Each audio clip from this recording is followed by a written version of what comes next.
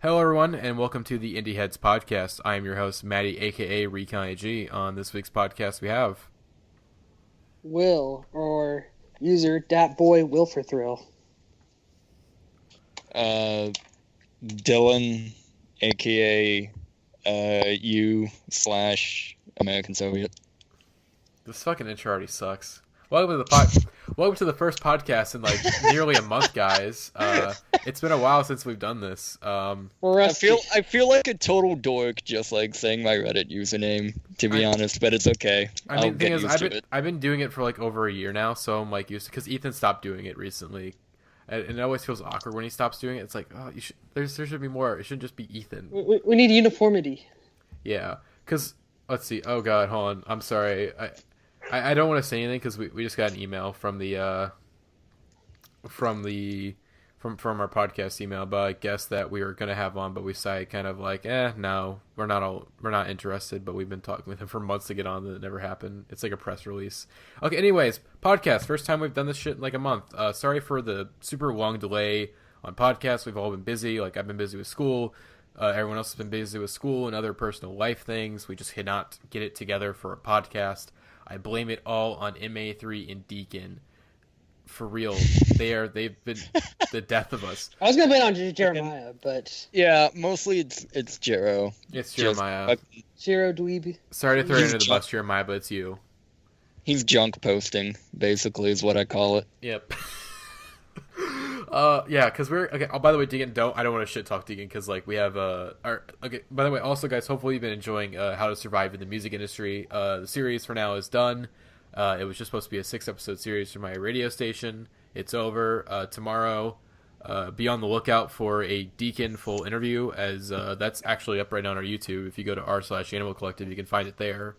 Decided just to give it to him first because like, let's be nice, because I want to get this like to people like as soon as possible. But yeah, and that's kind of like a little like a gift for like missing the podcast for so long, because it's like, hopefully you guys like the new series, and hopefully the 300 subscribers video was good enough. By the way, 300 subscribers, thank you guys so much. And then Symbol, we're about to hit like 1,000 followers within like the month, which is fucking insane. Like AJ's doing a Symbol takeover right now. It's good. Yeah, let's actually get to the podcast though. Let's start with some news. We missed a lot in the past 3 weeks we've been gone. Someone fucking died. Fucking Prince died while we were gone. Yeah, just another musician death. I mean, yeah, fucking hell. Again, we don't do the podcast for 3 weeks, and like one of the like biggest living legends in music is no longer living. Well, I can't really. I mean, the thing is, like, do you guys? I don't have anything left to say, really. I wish I had more to say, but like, I just never listened to Prince as a kid. I never had I never grew like an attachment. Like David Bowie, like I got into him like months before he died, so I had like an attachment. But Prince, it's like I didn't have that attachment because like I didn't get into his discography. Because like, honestly, I'm gonna say this. I think one of the reasons for that is because his music's not on Spotify, and like I didn't really, and like it's not on streaming services except for Tidal. So like, there's no easy access to his music unless you buy it, and that's like right. I am a poor college student. I can't do that. Okay, this is not the 1990s where CDs can be like $20 and there'd be one good track on it. Like I can't, Prince. I can't. I'm sorry, but I think I downloaded a couple of his albums. He's dead. Don't apologize to him. Sorry, Prince Estate, that I cannot buy your musician because you're the person whose estate you're on was both simultaneously really correct about the industry, but also horribly out of touch, if that makes any sense. He was right as in, hey, avoid the internet if you want to make money, but wrong in that, hey, no one's going to listen to your music if it's not on the internet. So, yeah, Prince, fucking... Hopefully, you know, I can try to get into his discography soon, as I did listen to 1999 and some of Purple Rain after he died. But like, I just didn't have time to get like really, really into it, and I wasn't like super fucking with it anyway. So yeah, I'm not a big Prince fan myself, but you know he's a legend. So I mean, yeah, obviously, like again, the shit we've heard about him is just like, okay, this dude is a legend, is like been such a huge influencer on music, but like it didn't impact me emotionally. But like, I understand why people would be like, holy shit, fucking Prince, because like he's fucking Prince, like the fucking Chappelle. It mostly came out of nowhere. Like other than. Like, he was hospitalized, like, a week before or something like that. But, like, other than that, it was, like, totally unexpected. Oh yeah, it was just like, oh, and it's like 57 too, 50 fucking 7. Like my parents are like 56, you know, like what the fuck? Mine are 60s. See, that's So yeah. That's just fucking insane. So yeah, rest in peace, Prince. This podcast is dedicated to you. Sadly dedicated to you, considering one of the albums we're gonna be talking about tonight. Well, I mean, yeah, dedicated because we haven't talked about what we're talking about yet. We're going full poptimist. Oh yeah, but we're going again. By the way, guys, because again, the reason why we've been gone for 3 weeks is that we are rebranding as the Pop Heads Podcast. Yes, we're going to be discussing pop music and pop music only on this podcast now. Just kidding. There's nothing interesting happening right now in indie music, sadly, that is worth a main topic discussion. However, mainstream-wise, there's some really interesting stuff happening right now. As Beyoncé dropped an album, and it's pretty good. And Drake dropped an album, and it's an album. We'll get to that later. We'll get to it later, though. Anyways, on to the next part of news, which hopefully we could probably wring some more discussion out of. So Radiohead has completely whited out their social media and just internet presence. Their website is completely white. All tweets have been deleted. All Facebook posts has been deleted. Everything is white and blank and is... What the fuck is Tom happening? York has also done it. Tom York has deleted all his tweets. He deleted the economy. Stupid tweet. Matty, I'm just as fucked off as you are. Tom, why did you... Leave that tweet alone, man. Why? He's got to go in. He's got to go hard. And again, all this shit happened, and everyone's like, "Oh my god, LP9 tonight, LP9 tonight," and nothing happened. It was just, and they just did it because they felt like it. They just gave the chance like a giant cock tease. That's it. Right? Yeah. But think one thing comes down to Radiohead does not give a fuck about what the fans want. Honestly, I love Radiohead. I think they do. They like the spectacle.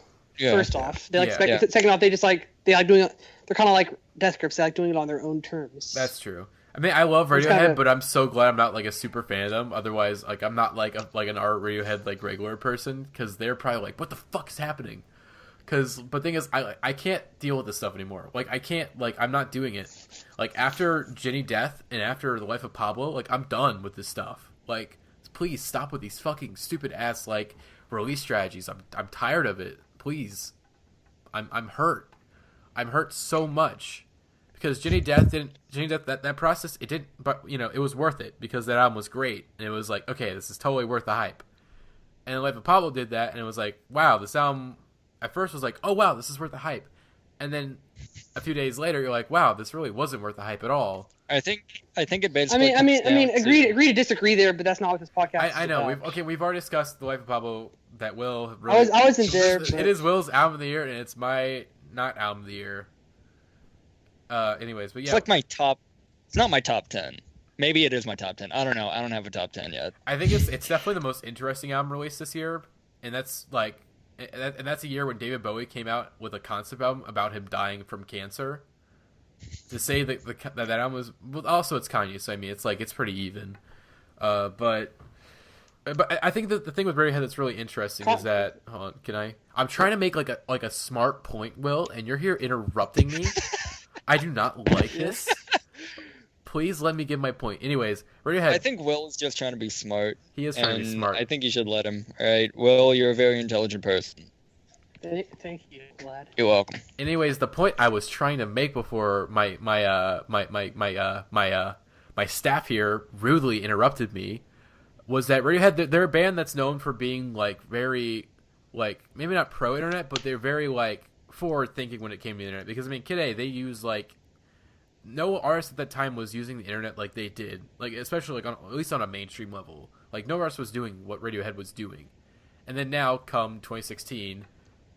They seem to like right now. It's like they're abandoning the internet, and it's sort of interesting, I guess. That's all I have to say. My point wasn't very smart. You guys should have interrupted me and said, "Hey, don't say that, Matty." Yeah, well, actually, you were already balls deep into it, so I wasn't even paying attention. I was looking at like a meme and I'm watching the game. But what I was going to say was that one hint of news that Amazon has release dates listed for repressings and remasters or whatever of In Rainbows and the King of Limbs and the King of Limbs remixes for this Friday. Are they like reissues? Maybe that's what I was thinking. Yeah, that's what they're thinking, is that they're like reissues. So Radiohead, what are you doing? So it sounds like we're gonna have to wait this out till Friday, I think. Pretty much. I think on Friday we'll have the answers to life. I think as like a non-Radiohead fan, because like I like a couple of the songs when I'm not like super into them, like you only listen to two albums. You listen to I know, I've listened to 2 albums. Okay. Well, I'm the biggest Radiohead fan here. I've listened to the Bends like once. No, this fool, this man, whose man is this? Yesterday, I asked him, hey, you listened to Kid A earlier this week, how did you like it? And he said, it was okay, I expect to be more electronic, but it sounded just like the Bends to me. Okay, what the okay, fuck? no, I missed it somewhat, so I'm really interested to hear this, Dylan. Please, explain how the Kid A is I the Bends. can't, it's one, like, you can say, I don't get it, or I don't like it, that's one thing, but to compare Kid A to the Bends is just, like, egregious. Okay. False. For me, it's like, okay, I don't like Britpop at all. Like, I don't like Oasis. I don't really like Blur all that much. Mm-hmm. You know, it's not a genre that gels with me very well. And so, like, when I listened to the Bends, it was like, oh, okay, I guess this is, you know, kind of neat or whatever, and I never went back to it. And on Kid A, you know, the opening track is Everything in Its Right Place. And I thought, oh, wow, this is going to be great. And then it ended, and the rest of the album came on. And other than Idiot Act... No, Kid A is... The self-titled track, Kid A is, like, the most experimental track on there. Like, it was just like, this all kind of sounds the same to me, other than the ambient bass track. And yeah, I pretty much just didn't get it. That's fine, because like it literally took me like 6 months to get it. So, but I mean, yeah, Kid so A, that's fine. You don't get Kid A right away. Like it definitely, it's like, yeah, it definitely takes a few listens to go, okay, so this is what it is. Okay, but yeah, but to compare it to the Bends, no, like this doesn't sound anything like the Bends. I don't know. That's what fucked me off. You know how Kid A sounds like the Bends though, Will? There's guitars. And it's by a band named Radiohead that is led by the great vocals of Tom York. That's how they're similar. So, what have we been listening to? Okay, hold on. Do you guys hear those? Do you hear my... Nope. Okay. No. Okay, hopefully it doesn't come up in the recording because I'm getting text messages. Anyways, yeah, what have we been listening to this week? I'll start off. Animal Collective, Sung Tongs. So again, if you are a member of our social Indieheads and you browse the general discussion thread, you may know why I put this album on here today. If not, Saturday I cried in my car to this album over ex-significant other. This is a great album. Animal Collective are a very good band. I'm not seeing them tomorrow because I don't have money, and I'm not the biggest fan of painting with anyway, so I think I can miss it. And yeah, Sung Tongs, if you haven't listened to it, it's a really great album. It's really interesting because, you know, prior to Sung Tongs, I mean, the history behind Sung Tongs is somewhat interesting. As like at that time though, they were like the band was kind of on the rocks because they didn't really like, because like Aviator was going through some shit, Panda Bear was going through some shit, Geologist and Deacon left the band for like a brief time, and then, you know, it's like with all this shit culminating, they made Sung Tongs, and it's like this fucking incredible record, and basically like started like this renaissance of Animal Collective, going from like this album to Merryweather Post Pavilion, and then it came crumbling down after Merryweather Post Pavilion. Rip. In peace. But I mean, yeah. I mean, my opinion of Animal Collective is that like that stretch from Sung Tongs to Merryweather Post Pavilion is a legendary streak. Oh yeah. But before and after that, I mean, I haven't given Spirit They've Gone a fair chance. I need to listen to it. I've Dance Mancy. I'm not listening to that. Here Comes the Indian. Spirit They've Gone is. I mean, I've listened to Merryweather Post Pavilion, and I've listened to. I'm more of a fan of like Anko's like separate like side individual projects like Person Pitch and whatnot. Mm-hmm. And when I was listening to Spirit They've Gone, it was just like, wow, it's completely different from Person Pitch or Deacon or anything else like that. Oh yeah. And then it's they just like evolved. super. Yeah. It's super abstract, and just even for me, I was like, whoa. Mm-hmm. Also, I will say, That was a bad comment, by the way. Man, again, Trash we're podcast all so rusty. far. We're all rusty here. It's okay. Also, Campfire Songs is underrated. I think it's actually pretty good. I was listening to it the other day, and I was like, wow, this is really nice. And then let's see, Sungtong's fucking great. Feels, I haven't listened to it like more. I should listen to it more, but I like Feels. And then Strawberry Jam just fucks my shit up, man. That's just like, man, that's a great album. Bonefish. Okay. But yeah, Sungtongs. It makes you want to cry in your car about your ex-girlfriend. Ding. Okay. Speaking of dumb indie shit, Sales LP. Look, this album. Okay, it's really twee indie pop shit. Like it's really like for the most part, if I listen to this, like most albums that are like this, I would say this is really generic indie music. Fuck this shit. Get out of here. But I kind of like it. Like, I heard Ivy a few days ago, and I was like, fuck, this is a great song. Like, this is amazing. And I listened to the album. The album wasn't as good as that song, but still, it was like a really solid indie pop album.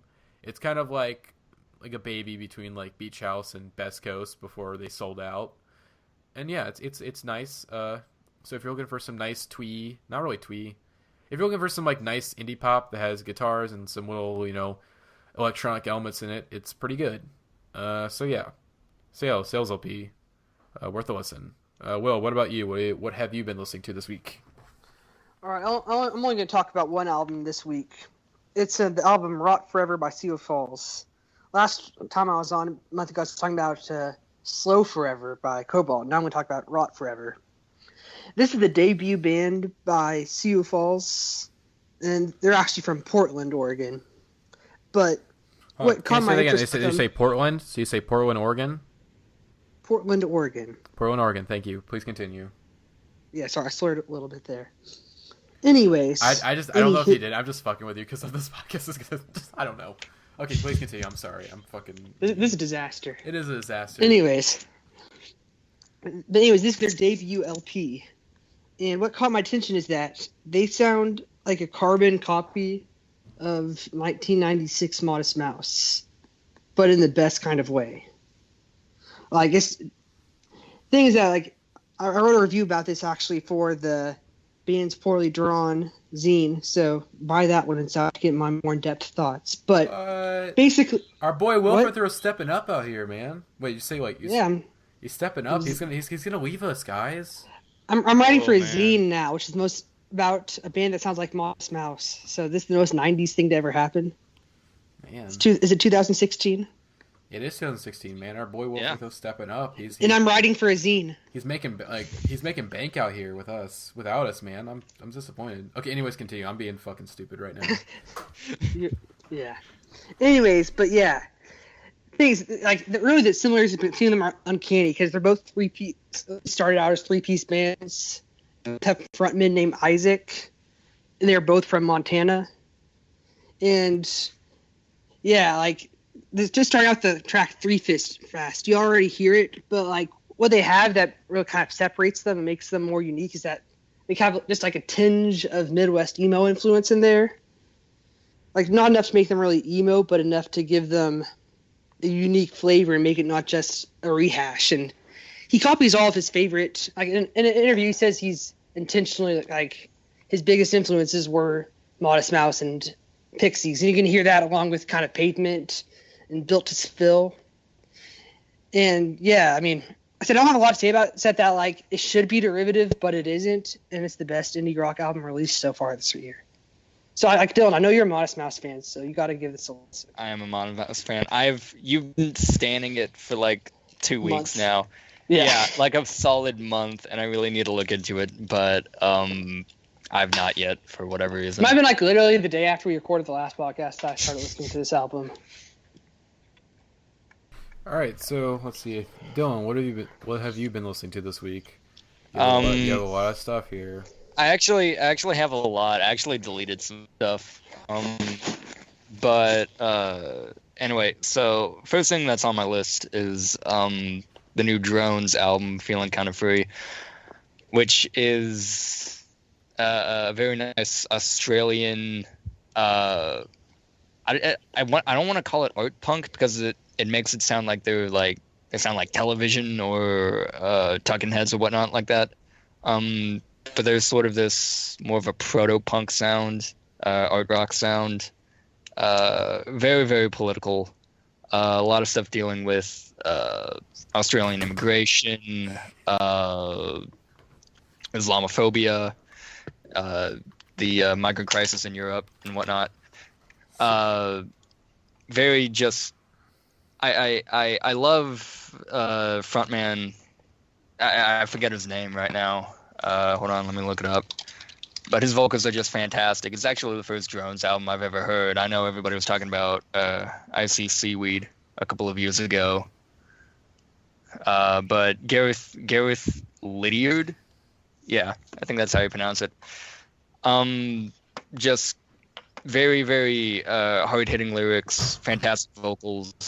A lot of back and forth between just like buzzing guitar riffs and these weird little synth lines.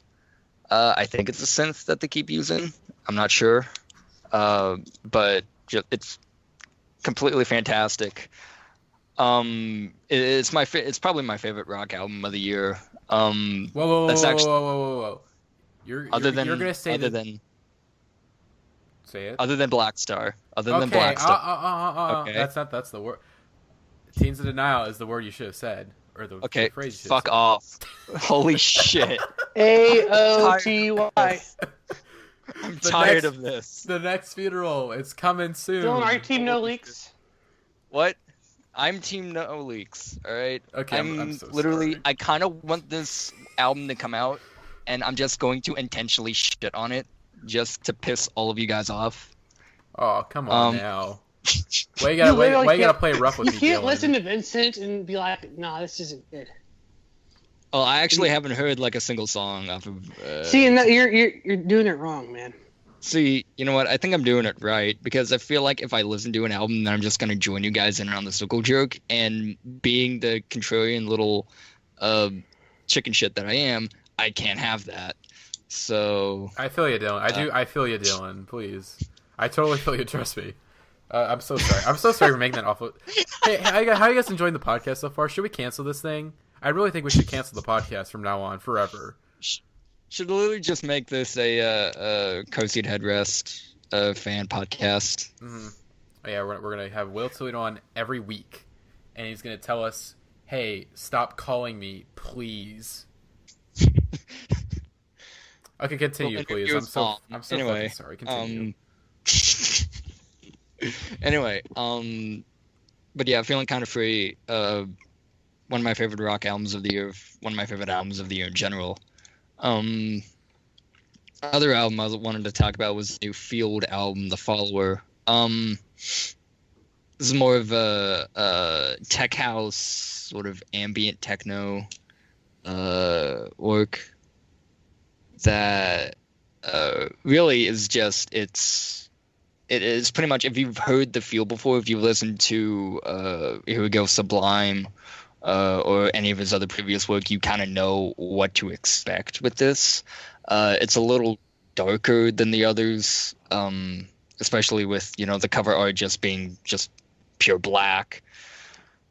But yeah, it's just a solid tech house, ambient house album from The Field, and it's not the best electronic album that will probably come out this year, but it's solid, and it's probably going to end up on my end of year list. And then really quickly, shout out to the Nosaj Thing EP, No Reality, which everyone is shitting on for like no reason. Just very nice 5-track, 20-minute long micro house EP. Kind of dark, kind of mysterious. Actually comes from a really interesting, sad story where the the producer, Nosaj Thing, aka I think his name was like Tom Chung or something like that. I probably get it wrong. Anyway, he actually had all of his touring equipment stolen, which meant that it's Jason Chung. Just want to correct you. Jason Chung. All right, thank you. Yeah, he actually had all of his touring equipment stolen, and which meant that he had lost all his hard drive with just all of his backlog and unreleased work and whatnot. So it sent him back massively. So it probably affects the sort of minimalist approach that he has to the CP. But I just wanted to call that out really quickly. Gotcha. So let's see. I guess now we're done with that. Is there anything else we want to talk about? I'm sorry. If I randomly laugh during our discussion, it's because I'm looking at the Dat Boy Twitter account. Oh my god, that meme. Okay, can I just say I love that meme so much. I'm so glad it has emerged in the past few days because it is great. Because that boy. Oh shit! What up? What's going on? I love it so much. Except like in like it's gonna. Except in like 2 weeks. Like I imagine 2 weeks now. Like the podcast's gonna say I fucking hate that meme. It got overexposed. It's the worst now. But for now, I feel like I was there like right before it started. But yeah, I think first time I saw it was about like a week ago. I just saw it recently, maybe like 3-4 days ago. See, I saw it a week ago. No, you saw it because I remember I retweeted a week ago. I retweeted that Avengers one, and then you retweeted it. Holy shit! We are unironically talking about a meme here. However, we're gonna continue to do this that. This podcast was a mistake. We are going to continually unironically talk about a meme later tonight. Indieheads is a mess. Okay. Oh shit! What up? Oh shit! What up? Hold on. I think someone just knocked on like the door, like basically telling me to like be quiet. So okay, let's get into the main topic. We have two kind of main topics. The first one of which is Beyonce's new album, Lemonade. Beyonce, y'all already know her. It's Beyonce, for Christ's sake. Anyways, Beyonce, she released this album in a very unique way. Dropped it exclusively for Tidal. Originally, it was a short film on HBO, and then for Tidal. And then like a day after she put it up on Tidal, it went up on iTunes. And it is the #1 album in the country right now. And yes, we are the Indieheads podcast, and we are discussing Beyonce, one of the top female artists in the world right now. So Beyonce. This hurts our cred, I think, just a little bit. I mean, we've done episodes before on the Billboard like top 10. So I mean, but like here's the thing, guys. I said this earlier, but like there's nothing like indie music wise. There is nothing like really interesting to discuss. There's really good albums that are out there right now. There's some really like meh albums, but like nothing worth over like 10 minutes of discussion. Not even 10, maybe like 5 minutes sometimes, depending. It's just like they're Junk. not... We could have talked about Junk a month ago. Wait, what? Oh yeah, Junk. It's too late. We missed a little on Junk, which is I mean you hate Junk. That would have been awful. I think it would have been a bad episode. Well, it would have been mad because Jeremiah likes it. The thing is, like, no one's allowed to dislike music that he likes. Mm-hmm. So it just would have been. We're just continually shitting on him this entire. I mean, he earned it. Shitting on. Anyway. Lemonade. I have not heard Lemonade, so I can't say a whole lot about it. Oh God, Dylan, I thought you okay. This is disappointing because Ethan was originally going to be on this podcast, but he's like, what are we talking about? Oh, we're going to talk about Lemonade and Views. Oh, I haven't listened to him. Okay. No, the thing is, he's like been defending Views. He's like, oh, but I haven't listened to it. I've listened to Views. I've not I've watched the video, but I haven't listened to the actual like full album. Well, I'll talk about it quick. I don't have a lot. The thing is that this album is good. And the thing is that it is good because Beyonce is able to tie together a concept and actually tell a story and actually it's actually like her life, you know? And things that she's more exposed than ever before. That's her, the biggest female pop star, one of the biggest in the world. And things that she's going down a more experimental loophole. There aren't really any huge, obvious hits on this thing. Yeah, I was going to say but that doesn't mean... But that's a good it's thing. It's not like any song... Yeah. My favorite song is 6 Inch, and I hope I hear that everywhere. Like, I wouldn't be mad if I heard that every time I went to the gym or any place in the world because it's an absolute banger. And I've decided that the Weeknd, I mean, he's a terrible lyricist and he gets kind of tiring over an album, but I think he's probably my favorite voice in pop music right now. I fucking love him. Okay. And this song fucking bangs. One of the 6-inch, the one. Sorry, go ahead. An interpolation of "My Girls" by Animal Collective, and that's how we tie it to the Indieheads podcast. Everyone. Well, that's the thing about it. Like she gave a lot of interesting production credits, different sampling credits, but really just like interpolations of lyrics. And it's really just like one mention of like, I don't crave material things. They're like, damn, we need to credit Animal Collective now. I think basically they do that so they don't get sued. Like that's what they do. Yeah. Because like there's some trouble with like. This is like it's like you see that credit and you get excited. It's like It's still a good song though, but I think I think okay. My two favorite songs on the album are probably let me look at the track list very quickly.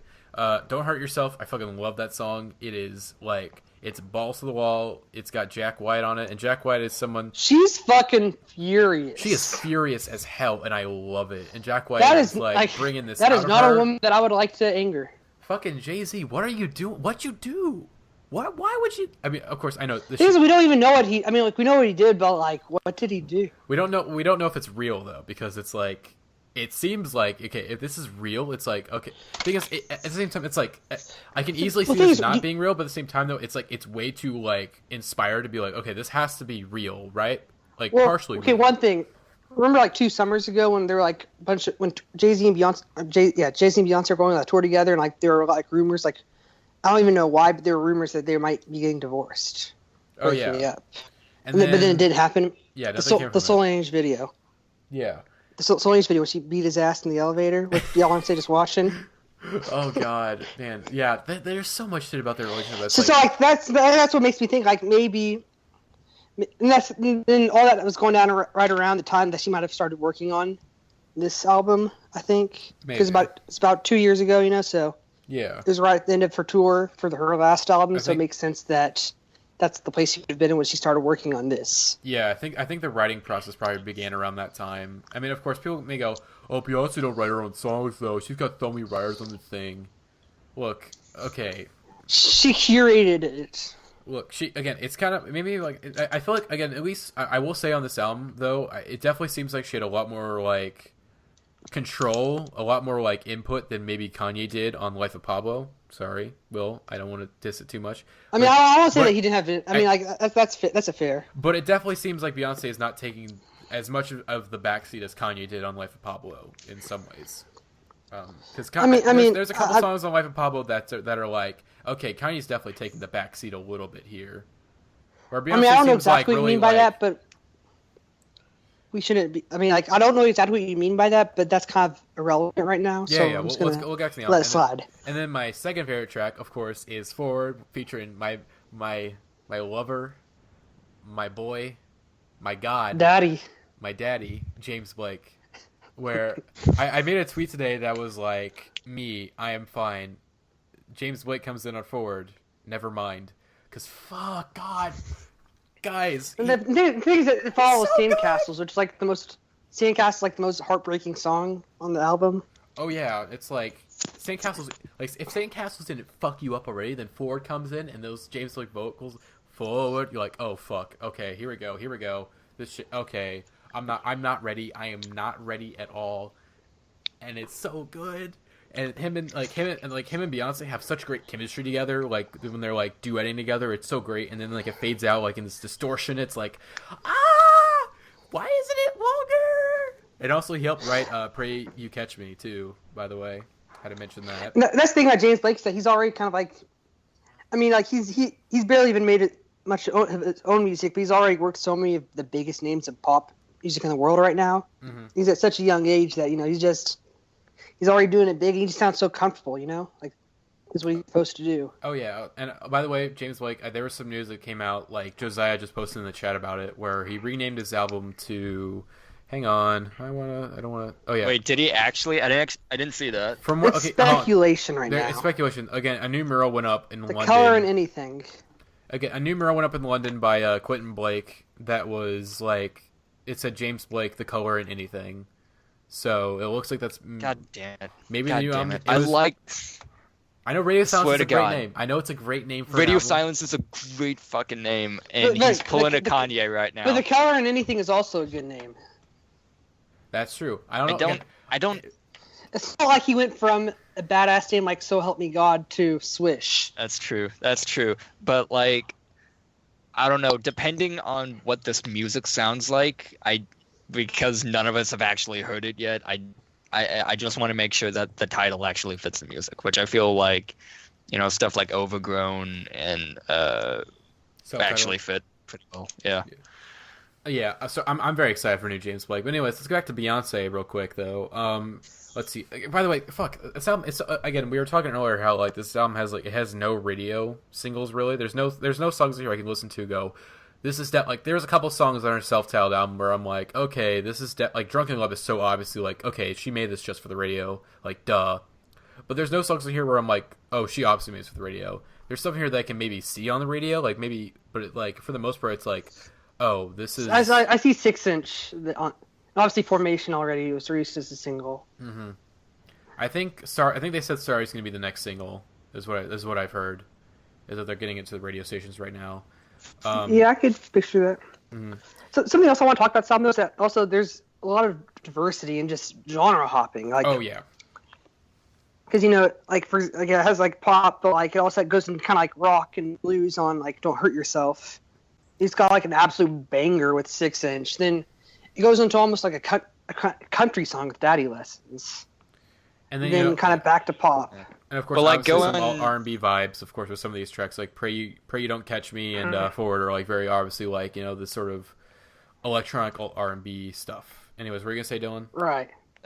Just like going back to like the radio place, I feel like with artists like Beyonce and Kendrick and whatnot that are just, these huge titans in the industry that they don't really need radio singles. I mean, if they're not looking for them, because the only radio single I ever heard off of To Pimp a Butterfly was Zulu Love.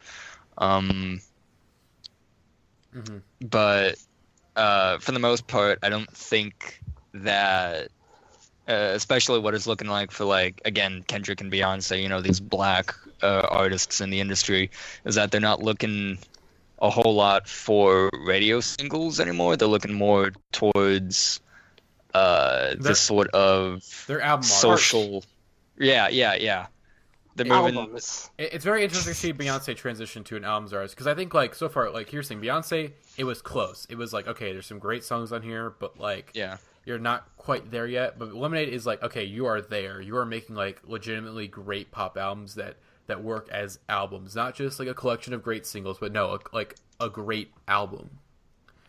Maybe Gray's going too far with Lemonade, as I think it's really, really good, like so close to being great for me. But there's maybe like I just can't say it's great. Like I want to say it's great, I really do, but it's like not there yet. But like it's still like it's so close.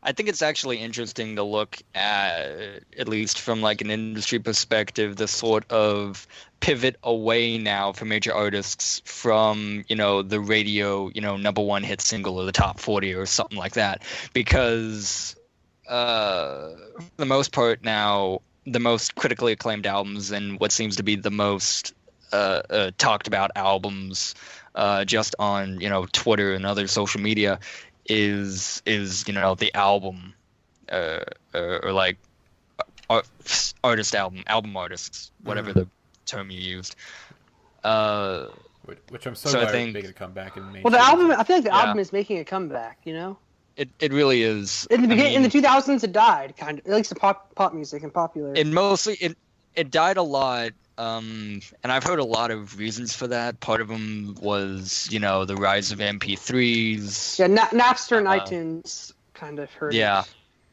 But it seems to be now that, artists, or at least major artists, are starting to take more filler out of their albums, replacing it with, more quality songs to completely fill up the time run. And so I think it's going to be something that in the next few years we'll actually be seeing more and more of, which I'm happy for. Oh yeah, definitely. And that's what one thing I really like about is the length. It is short. It's like, okay, it's short and to the point. It's not bloated. There's no filler on here. Every song has a purpose and it's there for a reason. I fucking love that. Views. We will get to that later. Okay. I am so prepared for that views discussion. Which again, I think. I mean, I think. Do we have anything else to say about? I mean, I don't have a whole lot to say about it, but it's a good out. I'm not sure if it'll quite be up there quite at the end of the year, but it's definitely one of the highlights of pop music this year. Yeah, I mean, should we get into the concept? We barely got into like what the concept of the album is. We kind of mentioned it. Everyone, Jay-Z is a cheating son of a bitch. This is essentially a concept album about Jay-Z cheating on Beyonce. It's very well done. It's again, one thing I like is that there is real inspiration in like all these songs. There is emotion here. It's like this feels like a genuine fucking album. This feels like it came from the heart. This is like Beyonce is like, hey, I have this vision for this album, and I'm going to set out to make it, and she did it, and she did it really well. And I have to congratulate Beyonce for that, because thank you for like making this album. It's really fucking good. Like I'm not sure who brought it up. I think probably Anthony Fantano did in his review for it, but like it's very similar to Volnicura, which was like my second favorite album of last year. It's so fucking good. It doesn't quite get as like experimental or like as vicious as Volnicura did, because like the most vicious this album does get is like Pray If You Catch Me. No, wrong one. It gets shit. It's Don't Hurt Yourself. That's the most vicious the album gets.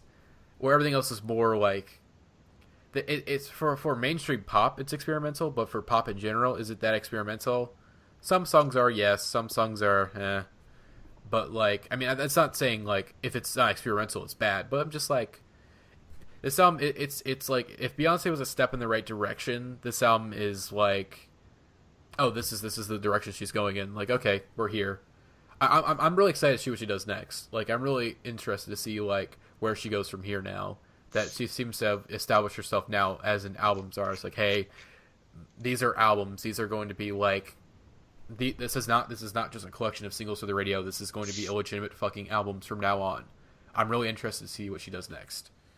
So yeah, I don't really have much other to say. Do we want to do head ratings real quick? My head rating is a frightened face. It's the teeth emoji. Like, eek. All right, let's Yikes. see. My head rating is throwing a lemonade. Hold on, let me scratch that. Throwing multiple lemonades at Jay-Z's forehead for cheating on Beyonce. What the fuck are you thinking, man? Also, I just want to say that Jay-Z is just like, is just one of the funniest looking people. It's like, just pictures of Jay-Z just make me laugh very hard. Oh, like that picture of him just at the award show. Like that, I made a group photo. Oh god, there's a really close up one of his like fucking lips, and they're like all chapped and shit, and it's like, oh god. Jay-Z just has a hilarious face. And we totally see why Beyonce married so him. actually, I'm gonna bring it up. JayZface.com. Anyways, the point is my head rating is Jay-Z's face. Cool. Which one though? Well, all of his faces, Dylan. All of his faces. Anyways, let's get on to the next. Can we get on to the next album now? Okay, I need you guys to be quiet because this is my moment. Okay, this is my moment, real quick, to introduce this album. I'm sorry. Okay, we're gonna talk about the newest album from Drake, Views. Drizzy Drake. Champagne Poppy. The white key sweat. The black key sweat. The sixth god. Or the mixed key sweat. Whatever the fuck his name is. I don't fucking know. The nine god. The boy. Drake. October's very own. Okay, let me. Okay, so for years, Drake. For years, I have been a fan of you, Drake. I loved your work. I love Nothing Was the Same. I didn't like Take Care as much as everyone else did, but I still think it's a very good album. I loved If You're Reading This It's Too Late. Hell, I even defended What a Time to Be Alive. I thought that was a solid album for what it was. And the singles... He smashed his license plate for Hotline I Bling. smashed my license plate because his government Hotline Bling plate did not go number 1, okay? My limited edition government plate, or government plates, license plate, I destroyed that somewhat for you, Drake. Okay. He also did for his follower base. Let's be honest. And then to come into 2016 and to give me this shit. Dylan, shut up. This is my moment. To give me this, to think this is a good album, to think this is something that I want. I'm insulted, Drake. You have stabbed me in the fucking back. Why? Why, Drake? Why would you think this is quality? Why? Why, Drake?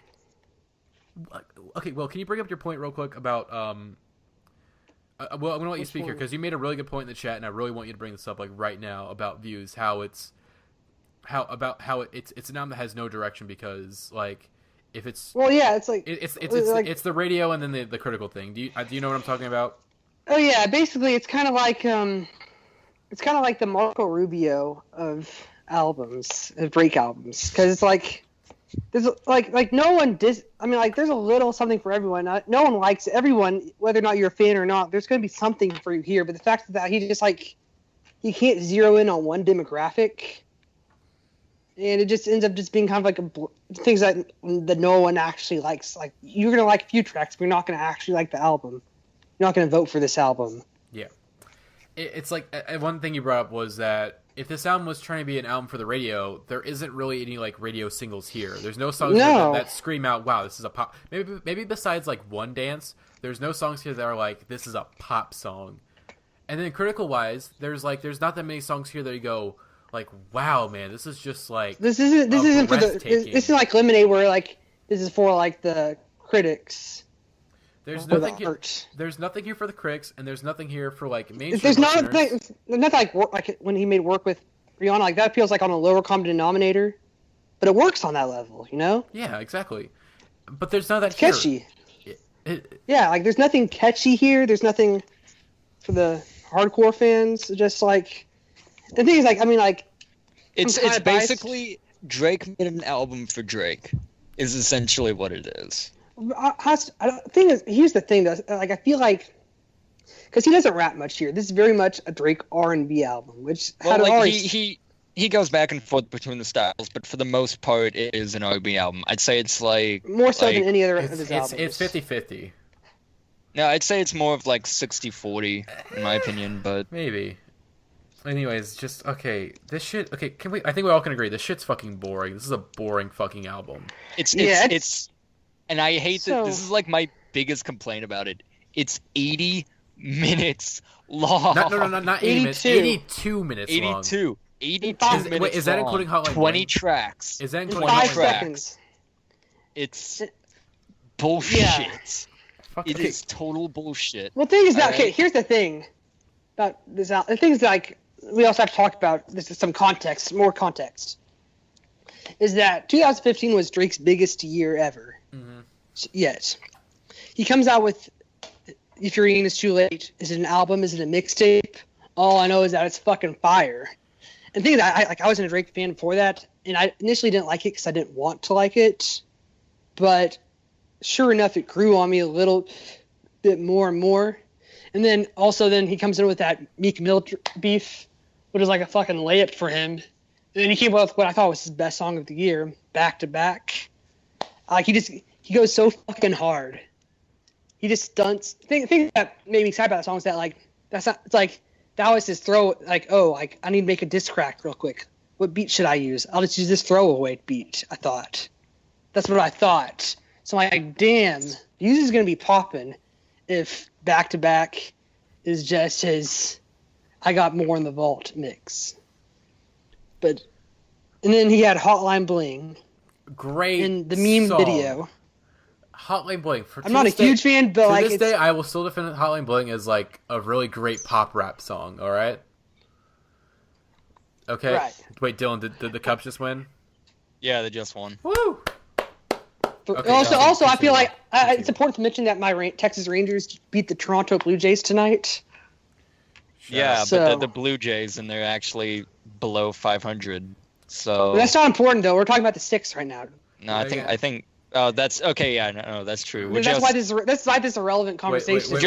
Wait, the 6 got putting crushed by down Texas. L after L after L on Toronto right now. Neener. Anyway, okay, God, it's like. The thing, I think the point is that thing is that everything Drake did 80 minutes. last year, he took a W every aspect of his life last year. Let's consider this though. He was Kendrick released one of the greatest hip hop albums of the decade for sure. Right. But and like Vince Staples released an album that was also 20 tracks long, but only just a little under an hour. Just a tiny bit under an hour long. This it has the same amount of tracks. Wow, thanks for interrupting, Dylan. You're welcome. It's God, I don't understand why it's 80 minutes long. Nobody's given me a good explanation of why this needs to be so long as it is, because then it becomes boring and it just all blends together at that point. Actually, I kind of have a defense for that, the length. But one thing I just want to say though is that like he's at the peak right now. Coming into this album, he was at the peak of his critical and commercial popularity and just cultural relevant. He's the most culturally relevant rapper in the world right now. Mm-hmm. And he'd been building up this album for 2 years. He'd even called, if you're reading this too late, is an album. It's an album by every definition of it. It's an album. It's an album. Except that Drake called it a mixtape. Yeah. So that implies that he thought less of it. That like, oh, this is just to tide you over for the real album. That's what he implied by calling it a mixtape. Actually consider, from at least from what I've seen on social media from like the past couple of days, I think Views is going to be the start of like Drake's decline, at least. Oh yeah, that's what I think. Yeah. Everything from just like nobody can really talk about, in how standout individual tracks are, to just the total ridiculousness of like all of the album art, like of him just like out there on the balcony, just looking like some like GTA loading screen. That meme, his meme strategies worked. Yeah. In 2015, it worked. It worked, but at this point, this could have worked if it was a good album. I would have defended the meme. I think part of it, though, comes from the fact that we were just so oversaturated with Drake last year that, getting new stuff from him this year it's just sort of like, okay, yeah, whatever. But here's the thing, though. What if this the point is that if this album Views from the Six was going to be like his moment. This was like his peak. This is the peak. This is his peak, but last Thursday he was at his peak of cultural relevancy. Mm-hmm. About to release his album, he'd been happy for 2 years. This was his moment to he already had the throne in a way, but like this is his moment to retain the throne and have himself infinitely in the halls of rap music. I think that also factors into just how this album was produced, and that he just wanted to make it, as perfect as possible. Which is why it's just so overproduced. Mm-hmm. All of the tracks are just so overblown and ridiculous. I would describe this album. I think Stefan last year described the Church's album the same way. This album, it's labored. It's so labored to the point that it's uninspired.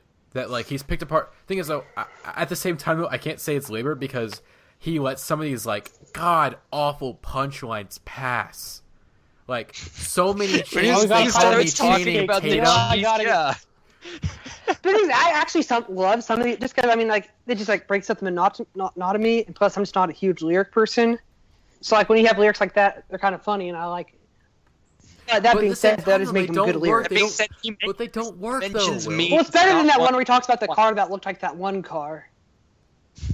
Okay, he's all those bad punchlines, they don't work because I was talking about this on another forum, how the executions are not good. It's if you gave these lines to Lil Wayne, or you gave them to Prime Eminem or whatever, or Prime Lil Wayne, I should say, they could make these lines work because they had a way of delivering them and putting certain context behind them that would make them work. but Drake just doesn't because he's so like boring and monotone on this album. It just That is like true. the joke. Like I remember the joke a few years ago is that Lil Drake, Wayne would have made this so hilarious. Oh my god, I just thought of that. Like, damn. wait, who? Wait, but Easy. like a few years ago, the whole punchline about Drake was that he's emotional and he's kind of a wuss and whatever. He And flipped the now- script in 2015, though. Yeah, that thing is like he stunted on everyone, and I loved it. Yeah. He flipped the script and he actually became someone that, people never stopped making those jokes about. And now I feel like with views, these jokes are going to return again because he just... Well, no, they're not because it's redundant now. It's basically It's a dead redundant. horse. He's trying so hard now, I feel, to just continue the script of 2015 without actually building on top of it. No, but no, it sounds like he just went. This 2015 never happened. It's hashtag like, it never it was like- happened. It never happened. 2015 never happened. It just sounds like 2013 Drake, but worse. Like I feel like if he had released this album last year, regardless of just all of the overproduction and other problems that we have with it, I feel like if he had released this album last year, we wouldn't be having this conversation about Drake's image. Yeah. Just right, but here's the one thing though I will defend about this album though is that like the thing is it is too long. But the thing is that like Matty said earlier, there's not really a whole lot of things that there's not a whole lot of obvious standouts that everyone agrees on. Everyone who talks about this album, they have a different favorite track. So therefore, I actually like. Sorry, go ahead. Sorry. But that's why it kind of makes sense to me that you include because like everyone there's something there for everyone. Like if it had just been like for example, I've decided that I like the stretch of songs from track 10 with Still Here all the way to track 16 with Too Good. So that's 7 songs that I like in a row, and that abbreviated version of the album is all right, and I'll listen to it every once in a while. But I don't really fuck with anything before or after that. God. The things that different people though, like for example, Jeremiah, he's shitting on this album in the chat too, but he's like Feel No Ways. That's And one of then my favorites. people like Hype and Western Road Flows. I think I originally when I was doing my notes for this discussion, I had Weston on there, and then I re-listened to it, and I'm like, oh, never mind. Nah, I don't. Because like People are talking about. Oh, continue. Use See, the track. the only tracks I've actually talked to people about are just Pop Style and Child's Play. I keep trying to talk about Grammys because I actually think Grammys with the Future feature is actually, Grammys, decent. Again, the only reason that song is good is because of Future. Like that's the only reason Basically, that song is yeah, good. basically. It's a watered down. It sounds like a watered down Metro Boomin without the punch. Yeah, but like seriously, other than Child's Play and Pop Style, literally no one is talking about any individual tracks.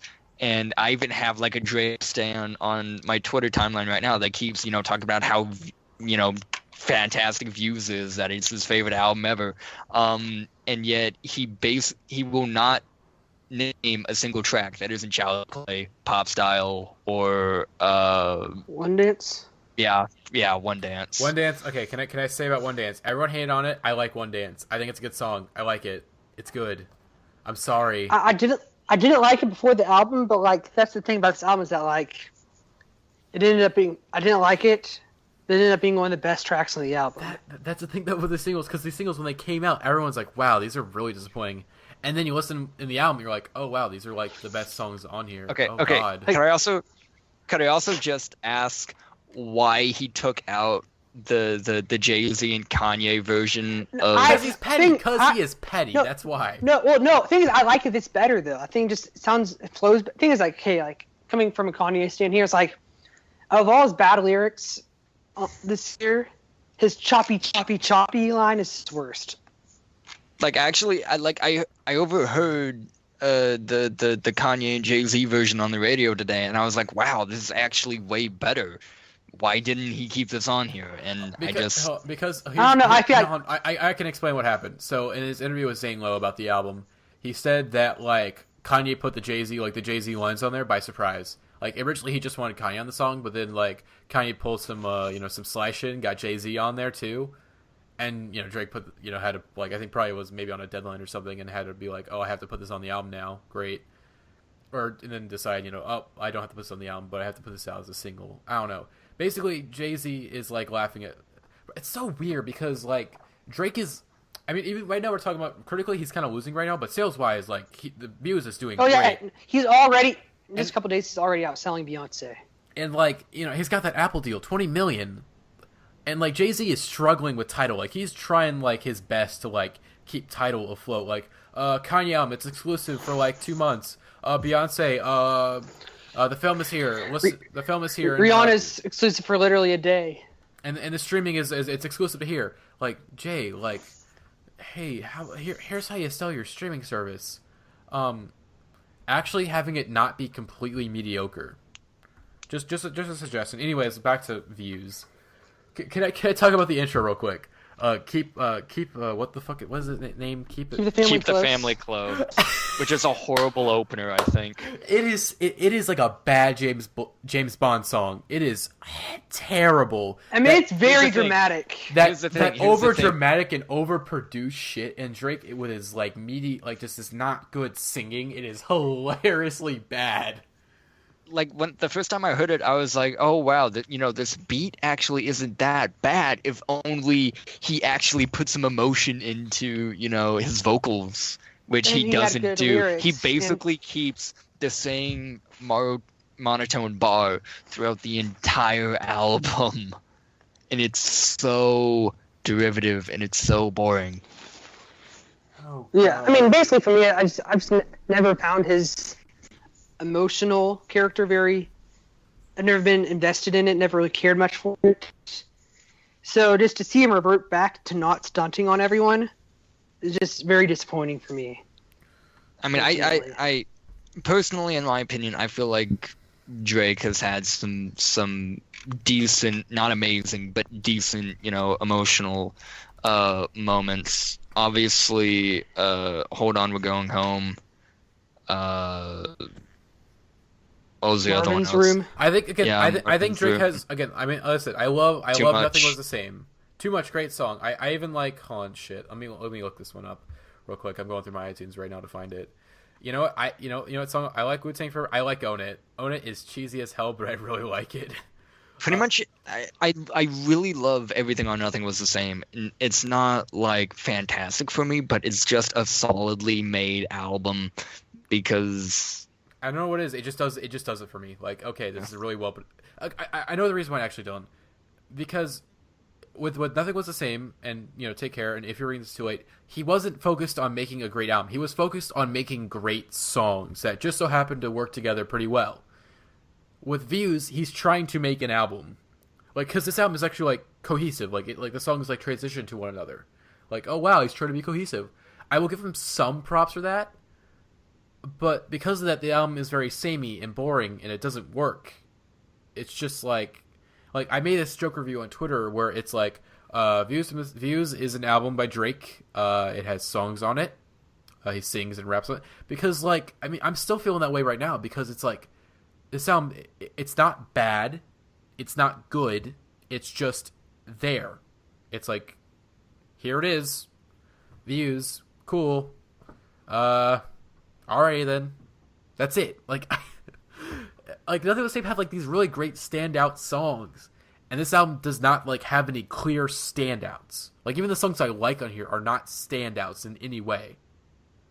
Like, what happened? I'd argue Pop Style is maybe a standout for me. I like that song. I think Pop Style and One Dance come the close. I mean, and also the song of Rihanna. Those are the closest they come to like being really standout. And even I like Controlla. I don't. Really, I think Control's overrated. I don't like Control that much. I like Stretch from, like I said, from Still Here to Too Good. Like it's not something I'm gonna like pine out for often, but like since it's come out, that's the stretch of songs I've come back to the most, for sure. Also, can we say turn that 6 upside down to a 9 now? What? Like what? Why? What? Well, I kind of like. I mean, like he didn't deliver it right at all, but like he's turned the city upside down, That's fucking stupid. Okay, also, because he's so controlling, like he's like changed the game in Toronto. Now it's a cool place to be. Mm-hmm. And everything's so like he flipped the script upside down, so the 6 is now a 9. Yeah, sure, whatever. It's dumb. But he did not deliver it. Okay. Thing is that he could have said that lyric last year, though. Thing is, like 2015, Drake could have made 9 would have been a thing in 2015. It's too late. And then You With Me, God, that fucking again. You have that DMX. I don't like You With Me. It sounds like really bad, like early. It sounds like really bad early 2000s hip hop. It sounds like Ja Rule shit. Like fuck that. And then the verse line on some DMX shit. I group DM my exes. Like what? Like what? Well, okay, what's the Happy Meal lyric again? Hold on, is it on this song? I don't remember what song it is. You toying with it like a Happy Meal. No, the thing is, he didn't see it like a Happy. It's like you toying with me, Happy Meal. Oh my god, guys, trust me, these punchlines are bad. Like even for Drake, they are bad. But it's the delivery, because some of these lines could work if it's under the right circumstances. But when these beats are 2008, Lil Wayne would have fucking murdered these lyrics. Exactly. But these beats are so labored and uninspired. But like you have to have some energy, and they're just Drake so is a boring rapper. Everyone's saying like trying to like save like Drake was kind of boring, but I like 40's production. It's like no, these are just boring songs. Like oh my god. I like his drum sounds. I like his way his drums are kind of cool, but otherwise just. I mean, speaking of drums, kind of almost. These songs are almost kind of like ambient to me. Mm-hmm. I mean, it's the equivalent of listening to ambient music. Mm-hmm. I mean, speaking of drums, I mean, we could talk about "Feel No Ways," which is one of the best tracks on the album. Has these really great drums on it, and it's like really nice, and it's like, oh, this is so cool and whatnot. Yeah, I mean that's a cool bit. Like it's literally just because of the drums. Yeah, that's definitely the only like really good part of the drums. You hear the song is like ooh, you have like a big reaction to the drums. Then like it goes on for 4 minutes and 1 second. It's like oh.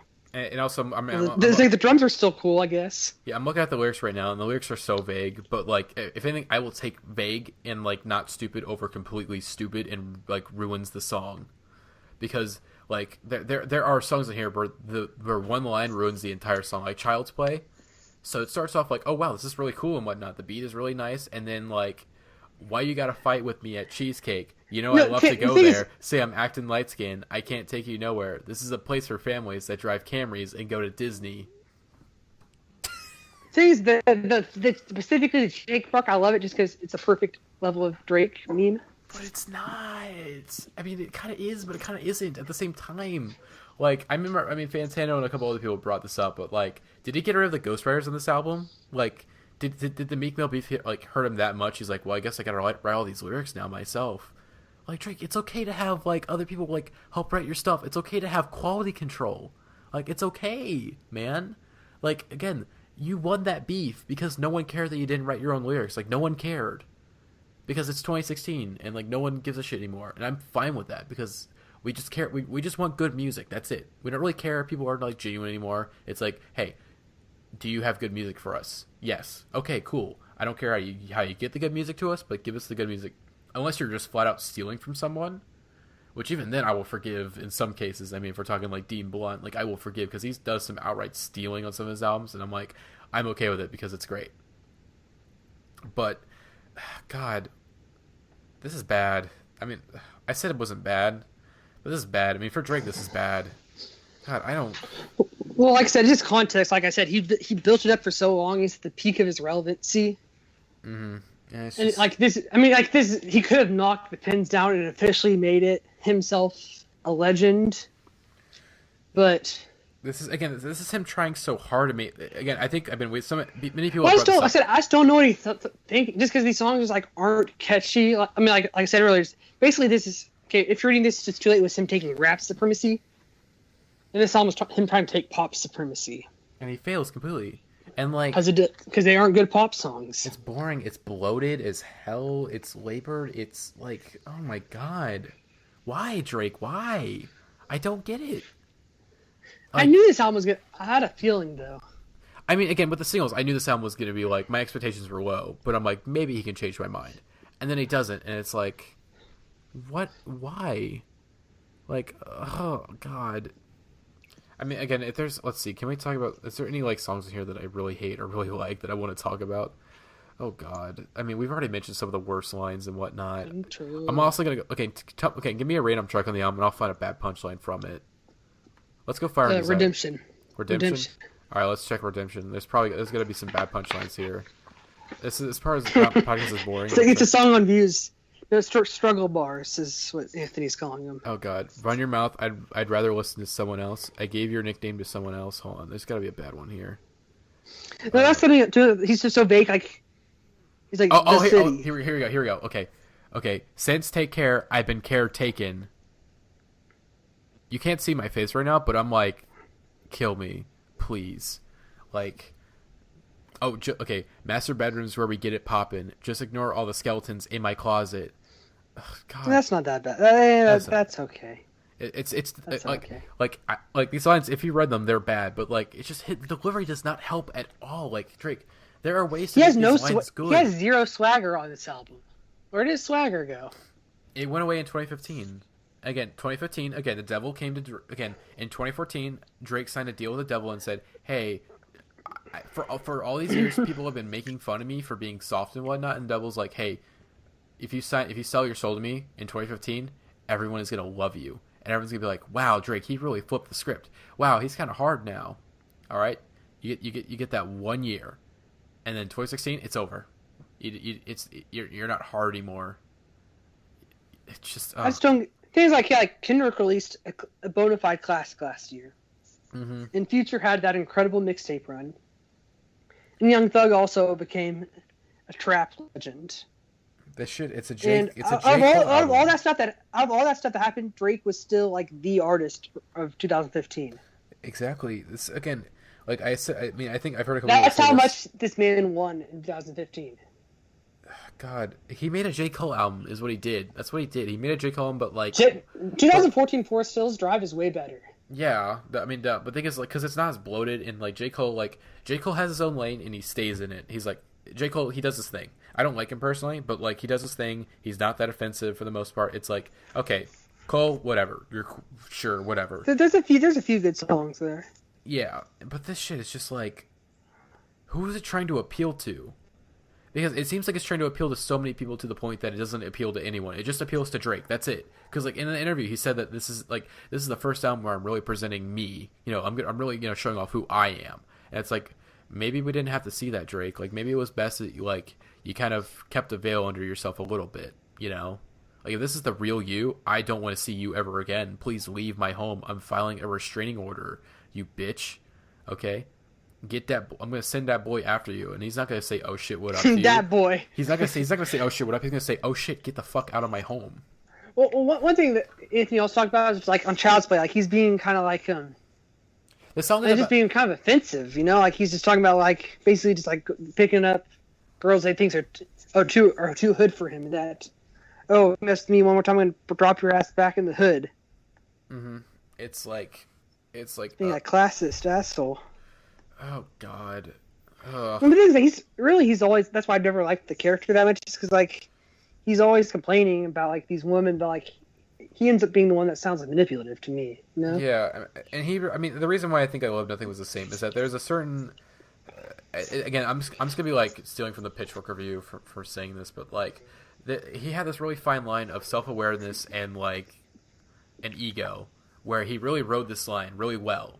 But this is where he breaks into where If Your Readings Was Too Late was really good.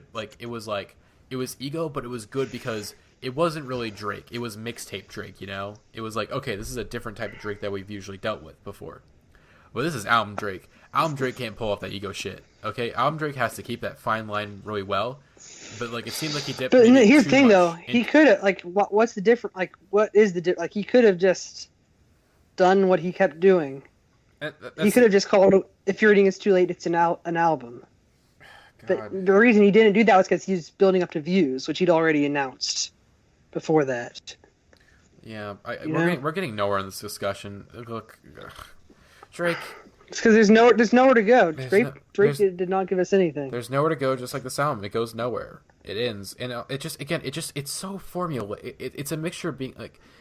These was a chance where Drake, he really had to like step up and really do something different, you know. Like this is the time to stray away from your formula a little bit, you know. And this album, it's too formulaic. It just follows this formula of a Drake album, but like it basically tries to be like a Drake album but on steroids. But because of that, it's like it's not on steroids. It's like I don't know what it is. It's like simultaneously on steroids and also really limp and weak, you know. Like, just I'm done. I'm fucking done. This album is terrible. I'm gonna go through my favorite tracks real quick. Okay, here's the good tracks on here that are like maybe worth keeping. Hype is a good song, but really it compares like here's the thing. All the best songs on here are not as good as any song. And if you're reading this, it's too late. I wouldn't say as good as any song, but just like it sounds like a watered down version of his best moments on other albums. Yeah, that's what exactly. It sounds like. Like hype is like okay, it's a banger, but like it's barely a banger. It's enjoyable enough. The thing is, it's just like this production and its performance that hold it back. Like the song itself, it has the potential to be hype. And the same thing as Grammys. Like it just like did not 40's production. Just I don't even know if you produced that specific track. But the point is that just I'll look up it did not reach Metro Boomin. Like it just like Metro Boomin, it popped. It was 40 in Southside. Yeah, Southside. He shouldn't. Southside did 56 Nights. He did all that stuff. It was great. Oh yeah, okay, that's an overrated. Okay, One Dance. I like One Dance. It's a really good pop song. It's my favorite. It's maybe my favorite song on the album. I don't know. I really like it. I don't know.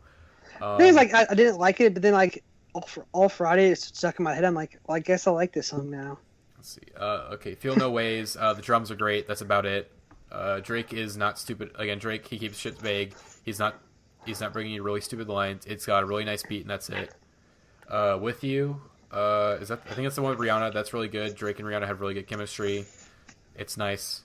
Grammys, it's Future. Come on, like Future does his thing on it. It's great. Drake is useless. He shouldn't. Again, it should have just been a Future song. Oh no, With You is the one. It should have been produced by Metro Boomin instead. Yeah. Let's see. Actually, With You is the one that is like the Party Next Door solo track, and I like Saturday Night Interlude on if you're reading this. I hate Party Next. I fucking hate Party Next Door. I usually hate him, but I liked him on this album. He works. I didn't like him on If You're Reading This Too Late, and I didn't like him here. Let's see. Too Good is the song with Rihanna. That's really good. I mix those up, and that's about it. Everything else here is like it's either bad or just kind of forgettable. Yeah, I got Still Here, Control It, One Dance, Grammys, Pop Style, and Too Good. Dylan, what about you? Is Dylan even here anymore? Dylan, are you here? Did we lose Dylan? This album was so boring we lost Dylan. Oh my god. I don't blame him. Fucking, this podcast is terrible. It's still gonna go up though because we need a podcast. Anyways, head ratings for this album. I'm so asleep that I can't even give one. Yeah, exactly. This album does not deserve a funny head rating. It doesn't deserve it, Drake. You don't deserve me. You don't deserve any of us. Okay? Come back to us when you have some inspiration, buddy. Okay? You have no head rating. This album is not very good, and quite frankly, you suck, Drake. And eat my ass. This gets a you know what? This gets a 5. It says I'm gonna give it a rating, not a head rating, but like a number rating. This gets a 5.1 for me. You know what 5 plus 1 is, Will? 6. 6. 5.1 Drake. Turn it upside down. Turn it upside down. It's 9. It's not. Well, the 6, yeah, but 5.1. It's still like. So congratulations on the official score of getting a 9 out of 10, 9 out of 100. Ooh. Okay. This is okay. Hope you guys. Okay, That's we're done. We're done here. Dylan, again, do you have anything to say? No, you're not here, Dylan. No, he's not here. Okay, hopefully you guys enjoy this podcast. Hopefully we can get back to a weekly schedule. If you did enjoy this podcast, what the fuck is wrong with you? Yeah, I don't understand. Like, why did you listen to this? Again, hopefully, There's better podcast. I can recommend you some good podcasts. Celebration of Stephen Hyde is fantastic. Oh, God. Okay, All songs considered, very good podcast. This podcast, why you listen to it? Apparently, what's his name? Who's the edgelord from Pitchfork? Former Pitchfork. Apparently, he has. Ian Cohen. No, not Ian Cohen. The Chris Ott. Apparently, he has a podcast. I bet it's better than this. Mm-hmm. Anthony Fantana's podcast, Neil Drop podcast. Go listen to that. It's better. He interviews an 11-year-old girl. Okay, like we ain't getting really? Shit. Yeah, it's like one of those like commentary YouTubers that like makes fun of people, like Leafy and shit. Okay. What other podcasts can you listen to? You can listen. This American Life's not a music podcast, but it's. I mean, listen to. It's the OG podcast. Listen to the Rooster Teeth podcast. That's a better podcast, probably. Serial is the greatest podcast. Just don't listen to this podcast. That's a general message we're trying to come across, people. If you're listening to this, it's too late. You listen to this podcast. Yeah. And you fucking play to yourself. Mm-hmm. Okay, yeah, we're gonna wrap things up here. Hopefully you guys enjoyed listening. Again, we just said you probably won't, but hopefully we can get back to a weekly schedule after this, as we have a couple. I know for sure Bottomless Pit we're discussing. Teens of Denial we're for sure discussing. I think we have an interview with a Colin. Oh, well, I was gonna say with with Colin Ingram of Indieheads. He has his own record label, and we're gonna talk to an Indiehead about them doing it big. So yeah, I'm also trying to get special guests. I don't want to say their name, but I'm trying to get big guests for our Bottomless Pit discussion. So. Yeah. Actually, I legitimately want to see if we can get that guest. You guys will hopefully. Yeah. Most likely it's not going to happen, but we'll tell you when the. We're not going to say it here though, because if we want it to be a surprise. Secret. So yeah, make sure again Make sure to like us up on Twitter. Follow us on Twitter at IndieheadsPod. Facebook, facebook.com/IndieheadsPodcast. Subscribe to us on iTunes. Make sure to check out our archives where we have some staff bios and whatnot. Let's see. Our Symbol. Follow us on Symbol. Right now, AJ's in the middle of doing his Symbol takeover. Let's see. Has he posted a song today? I'm not sure, but go find out on the Symbol app, as we're really, really close to hitting 1,000 followers. I feel like we should do something when we get 1,000. Like, we should do, like, a giveaway or something. Like, do we have, like, a vinyl code we can give away or anything like that? I'm going to ask in the chat. We'll figure... let's figure something. We'll maybe do something. I'll be surprised, too. Yeah. Also, again, when this podcast goes up, check out my interview that I did with Deacon of Animal Collective. I put up the full interview. It's going to go up around the same time as this podcast goes up. And also listen to all the episodes of How to Survive in the Music Industry. I'm pretty proud of the series. We got some really good guests on there, and yeah, I think again we're done with plugs. Yep, that's it. Bye. Bye. Hope you guys enjoyed listening. Bye.